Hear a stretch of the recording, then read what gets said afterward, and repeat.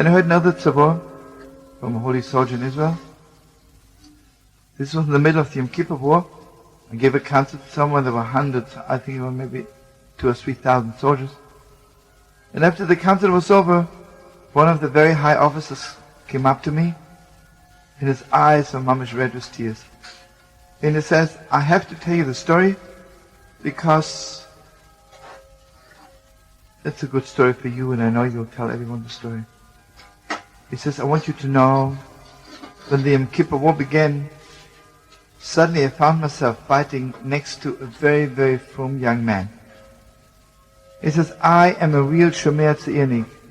Not only I don't believe in God, I believe there was no God. I believe there was no God. I told my children, there is no God. I told my children the greatest lie in the world is if someone tells you there's one God.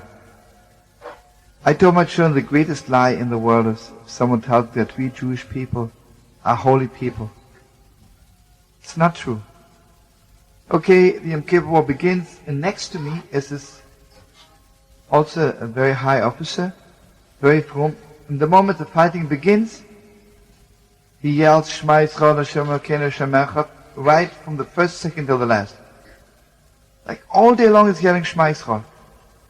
And he's going on my nerves in the worst way. And I keep on yelling at him, if you don't stop yelling Shema Yisrael, I can't fight this way. You're going on my nerves. So he says to me, you fight your way, I fight my way. In those few days, he says, we were fighting all the time. I tell him, you know the way I feel about God, you're going on my nerves and you mamish make me crazy. I can't stand it anymore. He says, you fight your way, I fight my way.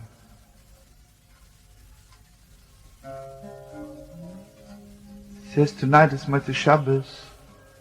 I want you to know Thursday morning at dawn, very heavy shooting began. I'm already conditioned that my friend is yelling Shema Yisrael. But Thursday morning, there was no yelling Shema Yisrael, Shem eloheinu, Hashem echad. I looked down to the ground, and I saw that my holy Yidele is dying. Blood is running out of his mouth. He's still alive. Suddenly it was clear to me, what a Jew, what a real Jew. How precious he is. I fell to the ground, and I held his dying hand and I said, my dearest, sweetest brother, please forgive me that I argued with you the whole time, but believe me, I wish I could die for you. Is there anything I can do for you?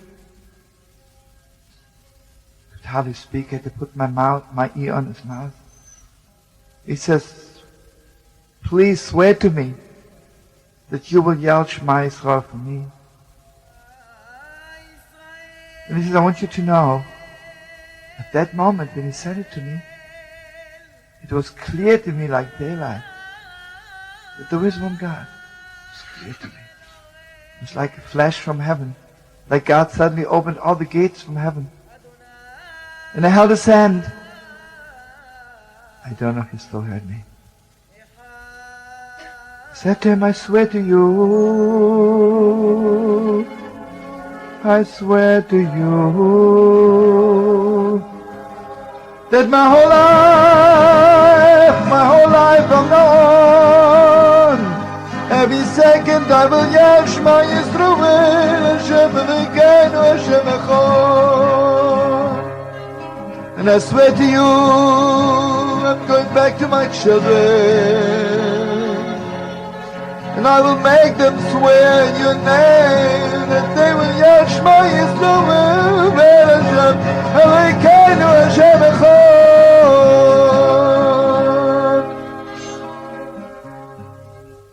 Says to me, I want you to know, fighting is still heavy and I have no right to go home. But I told my general, I have to go home for one day. I have to fulfill my vow. I have to tell my children that Shema Yisrael Hashem eloheinu Hashem